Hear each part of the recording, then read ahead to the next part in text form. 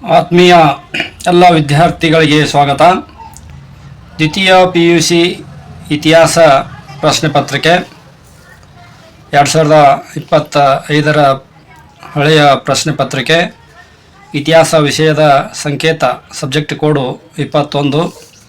ಗರಿಷ್ಠ ಅಂಕಗಳು ಒಟ್ಟು ಟೋಟಲ್ ಮಾರ್ಕ್ಸು 80 ಅಂಕದ ಪ್ರಶ್ನೆ ಪತ್ರಿಕೆ. ಸಮಯ 3 ಗಂಟೆ ಅಂದರೆ 3 ತಾಸು. ಒಟ್ಟು ಪ್ರಶ್ನೆಗಳ ಸಂಖ್ಯೆ ಅಂದರೆ ಈ ಪ್ರಶ್ನೆ ಪತ್ರಿಕೆಯಲ್ಲಿ ಒಟ್ಟು 39 ಪ್ರಶ್ನೆಗಳನ್ನು ಕೇಳಲಾಗಿರುತ್ತದೆ. ಇನ್ನು ಸೂಚನೆಗಳು: ಒಂದನೇದು ಪ್ರಶ್ನೆಗಳ ಕ್ರಮ ಸಂಖ್ಯೆಯನ್ನು ಸರಿಯಾಗಿ ನಮೂದಿಸುವುದು. ಎರಡನೇದು ಪ್ರಶ್ನೆಗಳ ಸೂಚನೆಗಳನ್ವಯ ಉತ್ತರಿಸುವುದು. ಮೂರನೇದು ಭಾಗ ಎದಲ್ಲಿನ ಪ್ರಶ್ನೆಗಳಿಗೆ ಪ್ರಥಮವಾಗಿ ಬರೆದ ಉತ್ತರಗಳನ್ನು ಮಾತ್ರ ಮೌಲ್ಯಮಾಪನದಲ್ಲಿ ಪರಿಗಣಿಸಲಾಗುವುದು. ನಾಲ್ಕನೇದು ದೃಷ್ಟಿ ವಿಕಲಚೇತನ ವಿದ್ಯಾರ್ಥಿಗಳು ಭೂಪಟದಲ್ಲಿ ಪ್ರಶ್ನೆ ಸಂಖ್ಯೆ 39A ಬದಲಿಗೆ ಪ್ರಶ್ನೆ ಸಂಖ್ಯೆ 39B ಅನ್ನು ಉತ್ತರಿಸುವುದು. ಅಂದರೆ ಅಂಧ ವಿದ್ಯಾರ್ಥಿಗಳು ಪ್ರಶ್ನೆ ಸಂಖ್ಯೆ 39A ಬದಲು ಅದನ್ನು ಬರೆಯೋದರ ಬದಲು ಯಾವುದನ್ನು ಬರೀಬೇಕು ಅಂದರೆ ಪ್ರಶ್ನೆ ಸಂಖ್ಯೆ 39B ಅನ್ನು ಉತ್ತರಿಸಬೇಕು. ಇದನ್ನು ಉತ್ತರಿಸಬಾರ್ದು. ಸಾಮಾನ್ಯ ವಿದ್ಯಾರ್ಥಿಗಳು 39A ಪ್ರಶ್ನೆಯನ್ನು ಉತ್ತರಿಸಬೇಕು. ಇಲ್ಲಿ ಭಾಗ ಎ ಪ್ರಶ್ನೆ 1. ಕೊಟ್ಟಿರುವ ಉತ್ತರಗಳಲ್ಲಿ ಸರಿಯಾದುದನ್ನು ಆರಿಸಿ ಬರೆಯಿರಿ. ಉತ್ತರಗಳನ್ನು ಕೊಟ್ಟಿದ್ದಾರೆ ಅವರು, ಅದರಲ್ಲಿ ಯಾವುದು ಸರಿಯಾದ ಉತ್ತರ ಅಂತ ಅನ್ನೋದನ್ನು ನಾವಿಲ್ಲಿ ಆರಿಸಬೇಕಾಗ್ತದೆ. 5 ಪ್ರಶ್ನೆಗಳನ್ನು ಕೊಡಲಾಗಿರುತ್ತೆ. ಅದಕ್ಕೆ 1 ಮಾರ್ಕ್ಸು = 5 ಮಾರ್ಕ್ಸಿನ ಪ್ರಶ್ನೆಯಾಗಿರುತ್ತದೆ. ಅದರಲ್ಲಿ ಒಂದನೇದು ಕರ್ನಾಟಕ ಎಂಬ ಶಬ್ದವು ಈ ಕೆಳಗಿನ ಯಾವುದರಲ್ಲಿ ಮೊಟ್ಟ ಮೊದಲು ಉಲ್ಲೇಖಿಸಲ್ಪಟ್ಟಿದೆ? A, B, C, D ಅಂಥೇಳಿ 4 ಆಪ್ಷನ್ಸ್ ಕೊಟ್ಟಿದ್ದಾರೆ. ಅದರಲ್ಲಿ ಎ ಮಹಾಭಾರತದ ಭೀಷ್ಮ ಪರ್ವ ಮತ್ತು ಸಭಾ ಪರ್ವದಲ್ಲಿ ಕರ್ನಾಟಕ ಎಂಬ ಶಬ್ದ ಉತ್ಪತ್ತಿಯಾಗಿದೆ ಅಥವಾ ಉಲ್ಲೇಖಿಸಲ್ಪಟ್ಟಿದೆ ಅನ್ನೋದು. ಆಮೇಲೆ ಶಿಲಪ್ಪಾಧಿಕರ್ಮ, ದಿ ಪೆರಿಪ್ಲಸ್ ಆಫ್ ಎರಿಥಿಯನ್ಸಿ, ವೇಲುಕುಡಿ, ತಾಮ್ರಕುಡಿ ಉತ್ತರಗಳಾಗಿರುವುದಿಲ್ಲ. ಉತ್ತರ ಯಾವುದು ಅಂದರೆ ಮಹಾಭಾರತದ ಭೀಷ್ಮ ಪರ್ವ ಮತ್ತು ಸಭಾ ಪರ್ವದಲ್ಲಿ ಮೊಟ್ಟ ಮೊದಲ ಬಾರಿಗೆ ಕರ್ನಾಟಕ ಎಂಬ ಶಬ್ದ ಉಲ್ಲೇಖಿಸಲ್ಪಟ್ಟಿದೆ. ಇನ್ನು ಪ್ರಶ್ನೆ 2 ಎ ಪ್ರತಿಪಾದನೆ. ಅಶೋಕ ಚಕ್ರವರ್ತಿಯನ್ನು ದೇವನಾಂಪ್ರಿಯ ಎಂದು ಗುರುತಿಸಲಾಗಿದೆ. ಅದಕ್ಕೆ ಬಿ ಕಾರಣ. ಮಸ್ಕಿ ಹಾಗೂ ಕಲ್ಕತ್ತಾ ಶಾಸನಗಳು ಅಶೋಕನನ್ನು ದೇವನಾಂಪ್ರಿಯ ಅಶೋಕಶ್ಯ ಎಂದು ಉಲ್ಲೇಖಿಸಿದೆ. ಅದರಲ್ಲಿ ಎ ಸರಿಯಾಗಿದೆ, ಬಿ ತಪ್ಪಾಗಿದೆ. ಎ ತಪ್ಪಾಗಿದೆ, ಬಿ ಸರಿಯಾಗಿದೆ. ಇನ್ನು ಸಿ ಎ ಮತ್ತು ಬಿ ಎರಡೂ ಸರಿಯಾಗಿವೆ ಹಾಗೂ ಬಿ ಯು ಎನ ಸರಿಯಾದ ವಿವರಣೆಯಾಗಿದೆ. ಡಿ ಎ ಮತ್ತು ಬಿ ಎರಡೂ ಸರಿಯಾದರೆ ಬಿ ಯು ಏನು ಸರಿಯಾದ ವಿವರಣೆ ಇಲ್ಲ ಅಂಥೇಳಿ ಈ ಕಾರಣ ಮತ್ತು ಪ್ರತಿಪಾದನೆಗಳನ್ನು ಕೊಟ್ಟಿದ್ದಾರೆ. ಇದರಲ್ಲಿ ಯಾವುದು ಆನ್ಸರ್ ಆಗುತ್ತೆ ಅಂದರೆ ಅಶೋಕ ಚಕ್ರವರ್ತಿಯನ್ನು ದೇವನಾಂಪ್ರಿಯ ಎಂದು ಗುರುತಿಸಲಾಗಿದೆ, ಅದು ಕರೆಕ್ಟ್ ಇದೆ. ಹೌದಾ? ಅಂದರೆ ಎ ಸರಿಯಾಗಿದೆ ಅಂತ ಅರ್ಥ. ಮತ್ತು ಮಸ್ಕಿ ಹಾಗೂ ಕಲ್ಕತ್ತಾ ಶಾಸನಗಳು ಕೂಡ ಅಶೋಕನನ್ನು ದೇವನಾಂಪ್ರಿಯ ಎಂದು ಉಲ್ಲೇಖಿಸಿವೆ. ಆದರೆ ಇಲ್ಲೇ ಬಿನೂ ಸರಿಯಾಗಿದೆ, ಎರಡೂ ಸರಿಯಾಗಿದೆ. ಅದಕ್ಕೆ ಏಕ ಬಿ ಯು ಸರಿಯಾದ ವಿವರಣೆಯಾಗಿದೆ. ಅದಕ್ಕೆ ಇಲ್ಲಿ ಸಿ ಅನ್ನು ನಾವು ಗುರುತಿಸಬೇಕು. ಸಿ ಸರಿಯಾದ ಉತ್ತರವಾಗಿರುತ್ತದೆ. ಇನ್ನು ಪ್ರಶ್ನೆ 3 ಗುಪ್ತ ವಂಶದ ಸ್ಥಾಪಕ ಯಾರು? ಮಯೂರವರ್ಮ, ದಂತಿದುರ್ಗ, ಪುಷ್ಯಪುತ್ತಿ ಅಂತೇಳಿ ಶ್ರೀಗುಪ್ತ ಅಂಥೇಳಿ 4 ಉತ್ತರಗಳಲ್ಲಿ ಕೊಡಲಾಗಿದೆ. ಇಲ್ಲಿ ಸರಿಯಾದ ಉತ್ತರ ಯಾವುದಪ್ಪ ಅಂದ್ರೆ ಡಿ ಉತ್ತರವಾಗಿದೆ. ಯಾವುದು? ಶ್ರೀಗುಪ್ತ ಗುಪ್ತ ವಂಶವನ್ನು ಸ್ಥಾಪನೆಯನ್ನು ಮಾಡಿದ್ದಾರೆ. 4ನೇದು ಭಾರತದ ಗಿನಿ ಎಂದು ಪ್ರಸಿದ್ಧರಾದ ವ್ಯಕ್ತಿ ಯಾರು ಅಂತ ಕೇಳಿದ್ದಾರೆ.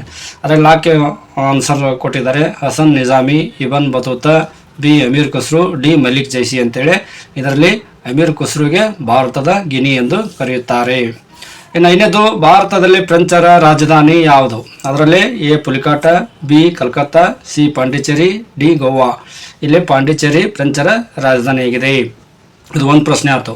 ಇನ್ನು 2ನೇ ಪ್ರಶ್ನೆ, ಕೊಟ್ಟಿರುವ ಉತ್ತರಗಳಲ್ಲಿ ಸರಿಯಾದುದನ್ನು ಆರಿಸಿ ಬಿಟ್ಟ ಸ್ಥಳಗಳನ್ನು ಭರ್ತಿ ಮಾಡ್ರಿ ಅಂದಾನ. ಇದು ಭಾಳ ಈಸಿ ಪ್ರಶ್ನೆಯಾಗಿದೆ. ಹೇಗಪ್ಪ ಅಂತಂದ್ರೆ ಉತ್ತರಗಳನ್ನು ಅವನು ಇಲ್ಲಿ ಕೊಟ್ಬಿಟ್ಟಿದ್ದಾನೆ. ಇಲ್ಲಿ ಉದಾಹರಣೆ ಶಿವಾಜಿ, ರಾಜಣ್ಣ, ಸ್ವಾಮಿ ವಿವೇಕಾನಂದ, ವಿಸ್ಪತಿ, ಶ್ರೀಕೃಷ್ಣ ದೇವರಾಯ, ಲಾರ್ಡ್ ಡಾಲ್ಹೌಸಿ ಅಂಥೇಳಿ ಇಲ್ಲಿ ಉತ್ತರಗಳನ್ನು ಅವನು ಕೊಟ್ಬಿಟ್ಟಿದ್ದಾನೆ. ಆ ಉತ್ತರಗಳು ಇಲ್ಲೇನು ಪ್ರಶ್ನೆಗಳನ್ನು ಕೊಟ್ಟಿದ್ದಾನೆ ಅವಕ್ಕೆ ಸರಿಯಾದದನ್ನು ನಾವಲ್ಲಿ ಗುರುತಿಸಬೇಕಾಗ್ತದೆ. ಇದು ಕೂಡ 5 ಅಂಕದ ಪ್ರಶ್ನೆಗಳಾಗಿದೆ. ಒಂದೊಂದಕ್ಕೆ 1 ಮಾರ್ಕ್ಸು, ಟೋಟಲ್ 5 ಮಾರ್ಕ್ಸಿನ ಅಂಕ ಆಗಿದೆ. ಒಳ್ಳೆಯ ಸ್ಕೋರ್ ಮಾಡ್ಬೋದು ಇಲ್ಲಿ. ಉದಾಹರಣೆ 6ನೇದು ವೇದಗಳ ಕಾಲದ ಬುಡಕಟ್ಟಿನ ಮುಖ್ಯಸ್ಥನನ್ನು ಟಿಮ್ ಎಂದು ಕರೆಯಲಾಗುತ್ತಿತ್ತು ಅಂತ ಕೇಳೋಣ. ಇಲ್ಲಿ ಮೇಲೆ ಆನ್ಸರ್ಸ್ ಕೊಟ್ಟಾನ ರಾಜನ್ ಅಂತೇಳಿ. ಆ ರಾಜನ್ ಇಲ್ಲಿ ಬರುತ್ತದೆ. ಇನ್ನು 7ನೇದು ಛತ್ರಪತಿ ಎಂಬ ಬಿರುದು ಹೊಂದಿದ್ದ ರಾಜ ಯಾರು ಅಂತ ಕೇಳೋಣ. ಇಲ್ಲಿ ರಾಜಂದು ಶಿವಾಜಿ ಕೊಟ್ಟಿದ್ದಾನೆ. ಈ ಶಿವಾಜಿ ಸರಿಯಾದ ಉತ್ತರ ಆಗಿರ್ತದೆ. ಇನ್ನು 8ನೇದು ಅಮುಕ್ತ ಮೌಲ್ಯದ ಕೃತಿಯ ಕರ್ತೃ ಯಾರು ಅಂದರೆ ಈ ಕೃತಿಯನ್ನು ಯಾರು ಬರೆದ್ರು ಅಂತೇಳಿ, ಅದು ಶ್ರೀಕೃಷ್ಣ ದೇವರಾಯ ಅದನ್ನು. ಶ್ರೀಕೃಷ್ಣ ದೇವರಾಯನ ಆಲ್ರೆಡಿ ಕೊಟ್ಬಿಟ್ಟಿದ್ದಾನೆ. ನಿಮಗೆ ಆನ್ಸರ್ ನೆನಪು ಮಾಡಿಕೊಳ್ಳೋ ಅವಶ್ಯಕತೆನೇ ಇಲ್ಲ. ಈ ಆನ್ಸರನ್ನು ನೋಡಿದರೆ ನಿಮ್ಗೆ ಗೊತ್ತಾಗ್ತದೆ.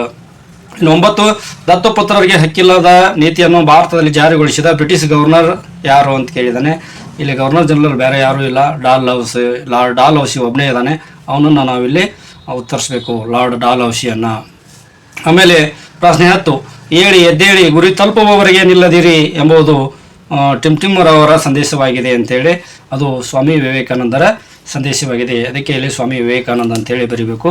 ಇಲ್ಲಿ ಆನ್ಸರ್ ಉತ್ತರಗಳನ್ನು ಕೊಟ್ಟಿರ್ತಾನೆ. ಆ ಕೊಟ್ಟಿರ್ತಕ್ಕಂಥ ಉತ್ತರಗಳನ್ನು ಸೂಕ್ತವಾಗಿ ಈ ಪ್ರಶ್ನೆಗಳಲ್ಲಿ ನಾವು ಉತ್ತರಿಸಬೇಕಾಗ್ತದೆ. ಇದು ಅತ್ಯಂತ ಸರಳವಾದಂಥ ಪ್ರಶ್ನೆಗಳಾಗಿರ್ತದೆ. ಯಾಕಂದ್ರೆ ನೆನಪು ಮಾಡಿಕೊಳ್ಳೋ ಅವಶ್ಯಕತೆಯೇ ಇಲ್ಲಿ ಇರುವುದಿಲ್ಲ. ಆಮೇಲೆ ಪ್ರಶ್ನೆ 3ನೇದು 3ರೊಳಗೆ 11ನೇ ಕ್ವಶನ್ಸು. ಈ ಕೆಳಗಿನವುಗಳನ್ನು ಹೊಂದಿಸಿ ಬರೆಯಿರಿ. ಇದು ಕೂಡ 5 ಮಾರ್ಕ್ಸಿನ ಪ್ರಶ್ನೆ ಆಗಿರ್ತದೆ. 5 × 1 = 5 ಅಂದರೆ ಒಂದೊಂದಕ್ಕೆ 1 ಮಾರ್ಕ್ಸು 5 ಕೊಟ್ಟಿದ್ದಾರೆ. ಇದಕ್ಕೆ 5 ಮಾರ್ಕ್ಸಿನ ಅಂಕಗಳಿದಾವ. ಇವುಗಳನ್ನು ನಾವು ಸರಿಯಾದ ರೀತಿಯಲ್ಲಿ ಹೊಂದಿಸಿ ಬರೀಬೇಕು. ಅದು ಯಾವುದಾಗುತ್ತಾ?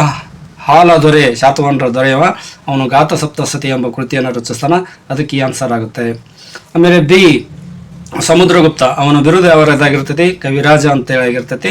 ಅದಕ್ಕೆ ಸರಿಯಾದ ಉತ್ತರ ಅದಾಗಿರ್ತದೆ. ಇನ್ನು ಸಿ ಮೊಹಮ್ಮದ್ ಗೋರಿ, ಅವನು 2 ತರಹದ ಕದನಗಳನ್ನು ಮಾಡ್ತಾನೆ. 1ನೇ ತರಹದ ಕದನ ಮತ್ತು 2ನೇ ತರಹದ ಕದನ ಅಂತೇಳಿ. ಅದು ಮೊಹಮ್ಮದ್ ಗೋರಿಗೆ ಸಂಬಂಧಿಸಿದಾಗಿರ್ತದೆ. ಅದಕ್ಕೆ ಮೊಹಮ್ಮದ್ ಗೋರಿಗೆ ತರಹದ ಕದನವನ್ನು ಹೊಂದಿಸಿ ಬರೀಬೇಕು. ಇನ್ನು ಡಿ ದೇವರಾಜ ಒಡೆಯರು, ಅವನಿಗೆ ಕರ್ನಾಟಕ ಚಕ್ರವರ್ತಿ ಅನ್ನುವಂಥ ಒಂದು ಬಿರುದಾದ. ಅದಕ್ಕೆ ದೇವರಾಜ ಒಡೆಯರಿಗೆ ಕರ್ನಾಟಕ ಚಕ್ರವರ್ತಿಯನ್ನು ಹೊಂದಿಸಬೇಕು. ಆಮೇಲೆ ಈ ಬಸವೇಶ್ವರರು ಅನುಭವ ಮಂಟಪದ ಸ್ಥಾಪಕರಾಗಿದ್ದರು ಅನ್ನುವಂಥದ್ದು. ಅವುಗಳನ್ನು ಯಾವ ರೀತಿಯಾಗಿ ಹೊಂದಿಸಿ ಬರೀಬೇಕು ಅಂತಂದರೆ ಈ ರೀತಿಯಾಗಿ ಹೊಂದಿಸಬೇಕು. ಇಲ್ಲಿ ಮೊದಲ ವಿದ್ಯಾರ್ಥಿಗಳು ಭಾಳಷ್ಟು ಜನರು ಪ್ರಶ್ನೆಗಳ ಸಂಖ್ಯೆಯನ್ನು ಹಾಕಂಗಿಲ್ಲ. ಪ್ರಶ್ನೆಯಲ್ಲಿ ಎಷ್ಟರೊಳಗೆ ಎಷ್ಟನೇದನ್ನು ನಾವು ಬಿಡಿಸ್ತೀವಿ ಅನ್ನೋದನ್ನು ಮೊದಲು ಇದನ್ನು ಹಾಕೋಬೇಕು. ಪ್ರಶ್ನೆ 3ರೊಳಗೆ 11ನೇ ಪ್ರಶ್ನೆ ಏನು ಕೆಳಗಿನವುಗಳನ್ನು ಹೊಂದಿಸಿ ಬರೆಯಿರಿ. ಅವುಗಳನ್ನು ಈ ರೀತಿಯಾಗಿ ನೀವು ಹೊಂದಿಸಬೇಕು. ಹಾಲದೊರೆ ಗಾತ ಸಪ್ತಸತಿಯನ್ನು ಬರೀಬೇಕು. ಸಮುದ್ರಗುಪ್ತ ಕವಿರಾಜ ಮಾರ್ಗ ಅಂತ ಬರೀಬೇಕು. ಮೊಹಮ್ಮದ್ ಗೋರಿಗೆ ತರಾಯನ್ ಕದನ ಅಂತ ಬರೀಬೇಕು. ಚಿಕ್ಕ ದೇವರಾಜ ಒಡೆಯರ್ ಅವರಿಗೆ ಕರ್ನಾಟಕ ಚಕ್ರವರ್ತಿ ಅಂತ ಬರೀಬೇಕು. ಬಸವೇಶ್ವರರು ಅನುಭವ ಮಂಟಪ ಸ್ಥಾಪಕ ಅಂಥೇಳಿ ಈ ರೀತಿಯಾಗಿ ಅಲ್ಲೇ ನಾವು ಹೊಂದಿಸಬೇಕಾಗ್ತದೆ.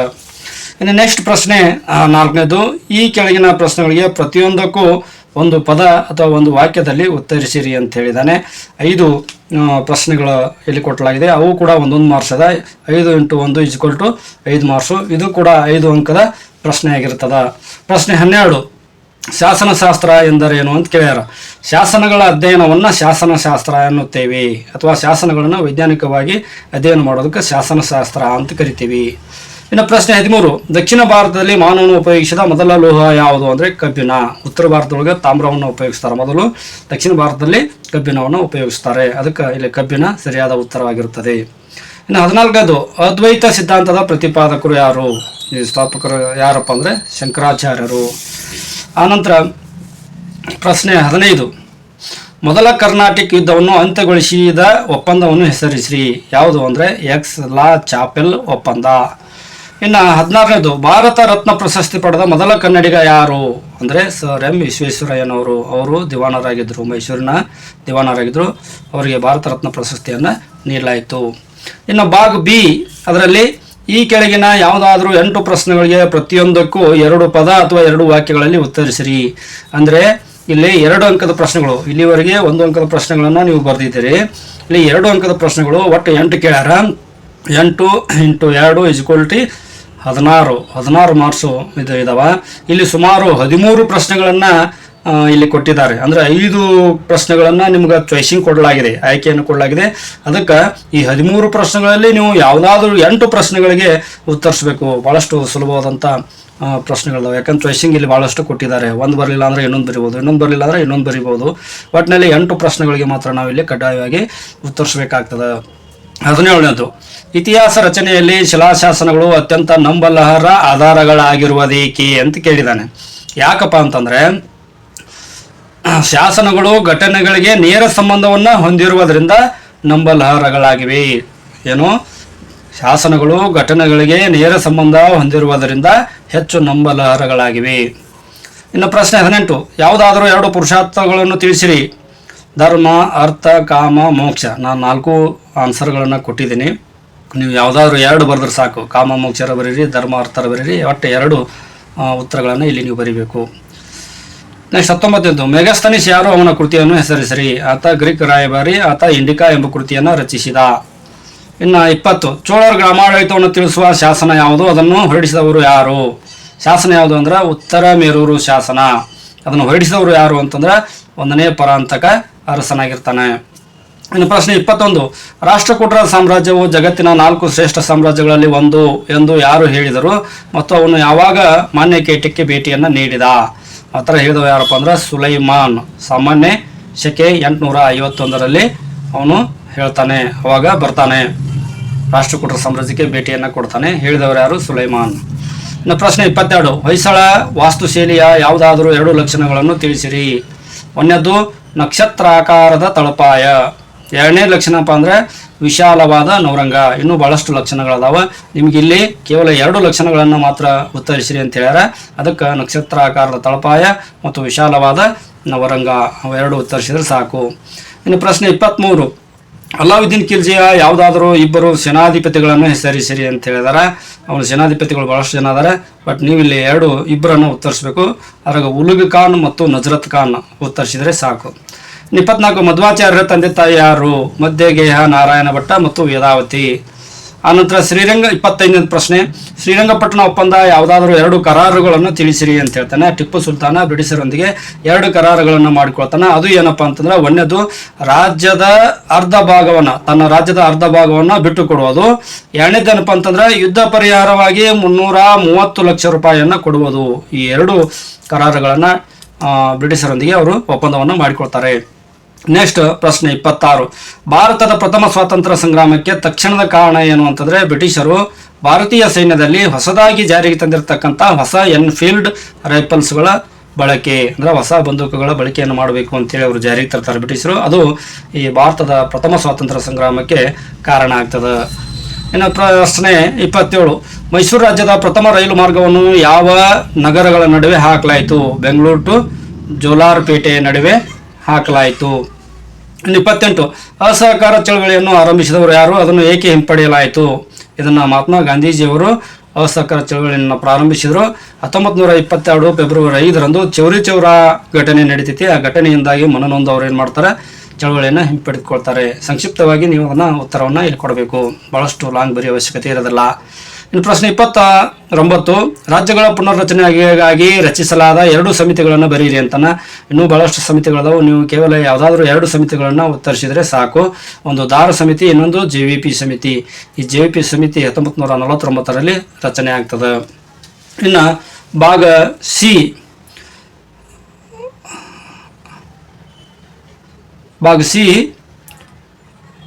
6ನೇ ಪ್ರಶ್ನೆ, ಈ ಕೆಳಗಿನ ಯಾವುದಾದ್ರೂ 2 ಪ್ರಶ್ನೆಗಳಿಗೆ ಪ್ರತಿಯೊಂದಕ್ಕೂ 15ರಿಂದ 20 ವಾಕ್ಯಗಳಲ್ಲಿ ಉತ್ತರಿಸಿರಿ ಅಂತಂದನ. ಅಂದರೆ ಇವು 5 ಅಂಕೆಗಳ ಪ್ರಶ್ನೆಗಳಾಗ್ಯಾವ. ಒಟ್ಟು 2 ಪ್ರಶ್ನೆಗಳನ್ನು ಬರೀಬೇಕು. ಇಲ್ಲೇ 4 ಪ್ರಶ್ನೆಗಳನ್ನು ಕೊಟ್ಟಿದ್ದಾನೆ, 1 2 3 4. ನೀವು 2 ಕೇವಲ ಇದರಲ್ಲಿ ಯಾವುದಾದ್ರೂ ನಿಮಗೆ ಗೊತ್ತಿರ್ತಕ್ಕಂಥದ್ದು, ನಿಮಗೆ ಯಾವುದು ಸರಳ ಅನ್ನಿಸ್ತದ, ಈಜಿ ಅನ್ನಿಸ್ತದ, ಎಲ್ಲ ಪಾಯಿಂಟ್ಸ್ಗಳು ನಿಮ್ಗೆ ನೆನಪದ, ನಾನು ಸರಿಯಾಗಿ ಬರಿತೀನಿ ಪರಿಪೂರ್ಣವಾಗಿ ಎಲ್ಲ ವಿಷಯವನ್ನು ಅಂಥೇಳಿ ಯಾವುದು ಪ್ರಶ್ನೆ ಅನ್ನಿಸ್ತದ ಆ ಪ್ರಶ್ನೆಗೆ 2 ನೀವು ಬರೀಬೇಕು. 2 × 5 = 10 ಮಾರ್ಕ್ಸು ಪ್ರಶ್ನೆ ಆಗಿರ್ತದೆ. ಅದಕ್ಕೆ 30ನೇ ಕ್ವಶನ್ ಅಂದರೆ 6 ಒಳಗೆ 30, 6 ಒಳಗೆ 31, 32, 33 ಈ ರೀತಿಯಾಗಿ ನೀವು ಪ್ರಶ್ನೆಗಳ ಸಂಖ್ಯೆಯನ್ನು ಕಡ್ಡಾಯವಾಗಿ ಉತ್ತರ ಪತ್ರಿಕೆಯಲ್ಲಿ ಬರೀಬೇಕಾಗ್ತದೆ. 30ನೇದು, ಸಿಂಧೂ ನಾಗರಿಕತೆಯ ನಗರ ಯೋಜನೆಯನ್ನು ನಿರೂಪಿಸಿರಿ. ಇದನ್ನು ಆಲ್ರೆಡಿ ನಾನು ಹಲವಾರು ವಿಡಿಯೋಗಳನ್ನು ಮಾಡಿದ್ದೇನೆ, ಅವೆಲ್ಲ ಯೂಟ್ಯೂಬ್ಗಳಲ್ಲಿ ಹಾಕಿದ್ದೇನೆ. ಆ ವಿಡಿಯೋಗಳನ್ನು ನೋಡ್ರಿ, ಅದರಲ್ಲಿ ಸಂಪೂರ್ಣವಾಗಿ ವಿವರಿಸಿದ್ದೇನೆ. ಆಮೇಲೆ 31, ತಾಳಿಕೋಟೆ ಕದನದ ಕಾರಣಗಳು ಮತ್ತು ಪರಿಣಾಮಗಳನ್ನು ವಿವರಿಸಿರಿ. ಇದನ್ನು ಕೂಡ ವಿಡಿಯೋ ಮಾಡಲಾಗಿದೆ. 32ನೇದು, ಭಾರತೀಯ ಶಿಕ್ಷಣದ ಮೇಲೆ ಬ್ರಿಟಿಷ್ ಆಡಳಿತದ ಪ್ರಭಾವವನ್ನು ಬರೆಯಿರಿ. 33ನೇದು, ಸಾಮಾಜಿಕ ಧಾರ್ಮಿಕ ಸುಧಾರಣಾ ಚಳವಳಿಯಲ್ಲಿ ರಾಜಾರಾಮ್ ಮೋಹನ್ ರಾಯರ ಪಾತ್ರವನ್ನು ವಿವರಿಸಿರಿ. ಈ ರೀತಿಯಾಗಿ ಒಟ್ಟು 15-20 ವಾಕ್ಯಗಳಲ್ಲಿ 5 ಅಂಕದ ಪ್ರಶ್ನೆಗಳನ್ನು 2 ಕೇಳಿದ್ದಾರೆ, ಅವರು 4 ಕೊಟ್ಟಿದ್ದಾರೆ, 2 ಚಾಯ್ಸಿಂಗ್ ಇರ್ತದೆ. ಅದಕ್ಕೆ ವಿದ್ಯಾರ್ಥಿಗಳು ಆರಾಮಾಗಿ ಅವುಗಳನ್ನು ಉತ್ತರಿಸಬೇಕು. ಇನ್ನು ಭಾಗ ಡಿ, ಪ್ರಶ್ನೆ 7, ಈ ಕೆಳಗಿನ ಯಾವುದಾದ್ರೂ 2 ಪ್ರಶ್ನೆಗಳಿಗೆ ಪ್ರತಿಯೊಂದಕ್ಕೂ 30ರಿಂದ 40 ವಾಕ್ಯಗಳಲ್ಲಿ ಉತ್ತರಿಸಿರಿ. ಇಲ್ಲಿ 2 ಪ್ರಶ್ನೆಗಳನ್ನು ಕೊಡಲಾಗಿದೆ. 2 ಇಂಟು 10 = 20. ಅಂದರೆ ಒಂದೊಂದು ಕ್ವಶನ್ಗೆ 10 ಮಾರ್ಕ್ಸ್ ಇರ್ತಾವ. 2 ಪ್ರಶ್ನೆಗಳು ಟೋಟಲ್ 20 ಅಂಕಗಳನ್ನು ನಿಗದಿಗೊಳಿಸಲಾಗಿದೆ. ಇಲ್ಲಿ 4 ಪ್ರಶ್ನೆಗಳನ್ನು ಕೊಟ್ಟಿದ್ದಾರೆ. ನೀವು ಬರೀಬೇಕಾಗಿದ್ದು ಎಷ್ಟು? ಅವನು ಎಷ್ಟು ಕೇಳಿದಾನೆ? 2 ಪ್ರಶ್ನೆಗಳನ್ನು ಕೇಳಿದಾನೆ. ನೀವು ಎರಡೇ ಯಾವ ನಿಮಗೆ ಪರ್ಫೆಕ್ಟ್ ಬರ್ತಾವೆ ಎಷ್ಟು ಬರೆದ್ರೆ ಸಾಕು. ಇದನ್ನ ಅರ್ಧ ಬರೀದು, ಇದನ್ನ ಅರ್ಧ ಬರೀದು, ಈ ಪ್ರಶ್ನೆ ಅರ್ಧ ಬರೀದು, ಈ ಅರ್ಧ ಬರೀದು, ಈ ಥರ ಮಾಡಕ್ಕೆ ಹೋಗ್ಬೇಡ್ರಿ. ಯಾವುದಾದ್ರು 2 ಪ್ರಶ್ನೆಗಳು ನೀವು ಪರಿಪೂರ್ಣವಾಗಿ ಬರಿತೀನಿ ಅಂತ ಅಂದ್ಕೊಂಡಿರ್ತೀರಿ, ಅದನ್ನು ಬರೀಬೇಕು. ಪ್ರಶ್ನೆ 34, ಬುದ್ಧನ ಜೀವನ ಬೋಧನೆಗಳನ್ನು ವಿವರಿಸಿರಿ ಅಂತೈತಿ. ಆಲ್ರೆಡಿ ನಾನು ಈ ಅಧ್ಯಾಯದ ಬಗ್ಗೆ ಮತ್ತು ಈ ಅಧ್ಯಾಯದ ಪ್ರಶ್ನೋತ್ತರಗಳ ಬಗ್ಗೆ ವಿಡಿಯೋಗಳನ್ನು ಮಾಡಲಾಗಿದೆ ಮತ್ತು ಈ ಲೆಸನ್ ಬಗ್ಗೆಯೂ ಕೂಡ ವಿಡಿಯೋ ಮಾಡಲಾಗಿದೆ. ಸಂಪೂರ್ಣವಾಗಿ ವಿವರವನ್ನು ಅದರಲ್ಲಿ ಕೊಡಲಾಗಿದೆ. ಅದಕ್ಕೆ 10 ಮಾರ್ಕ್ಸಿಗೆ ಆಗುವಷ್ಟು ನೀವು ಇದನ್ನು ಬರಿಬೇಕಾಗ್ತದೆ. ಅದೇ ರೀತಿಯಾಗಿ ಪ್ರಶ್ನೆ 35, ಇಮ್ಮಡಿ ಪುಲಿಕೆ ಸಸ್ಯ ಸಾಧನೆಗಳನ್ನು ವಿವರಿಸಿರಿ. 36ನೇದು, ಮೊಹಮ್ಮದ್ ಬಿನ್ ತಗ್ಲಕನ ಆಡಳಿತಾತ್ಮಕ ಪ್ರಯೋಗಗಳನ್ನು ವಿಮರ್ಶಾತ್ಮಕವಾಗಿ ವಿಶ್ಲೇಷಿಸಿರಿ. ಪ್ರಶ್ನೆ 37, 1885ರಿಂದ 1920ರವರೆಗಿನ ಭಾರತ ರಾಷ್ಟ್ರೀಯ ಚಳವಳಿಯನ್ನು ವಿಶದಪಡಿಸಿರಿ. ನೆಕ್ಸ್ಟ್ ಪ್ರಶ್ನೆ 8ನೇದು, ಅದರ 38ನೇ ಪ್ರಶ್ನೆ, ಈ ಕೆಳಗಿನ ಘಟನೆಗಳನ್ನು ಕಾಲಾನುಕ್ರಮದಲ್ಲಿ ಬರೆಯಿರಿ. ಇಲ್ಲಿ 4 ಪ್ರಶ್ನೆಗಳಿಗೆ ಕೇಳಲಾಗಿದೆ. 4 ಇಂಟು 1 = 4 ಮಾರ್ಕ್ಸು. ಒಂದೊಂದಕ್ಕೆ 1 ಮಾರ್ಕ್ಸು. 4 ಕೇಳಿದರೆ ಟೋಟಲ್ 4 ಮಾರ್ಕ್ಸು. ಎ, ಮೈಸೂರಿಗೆ ಕರ್ನಾಟಕ ಎಂದು ನಾಮಕರಣ.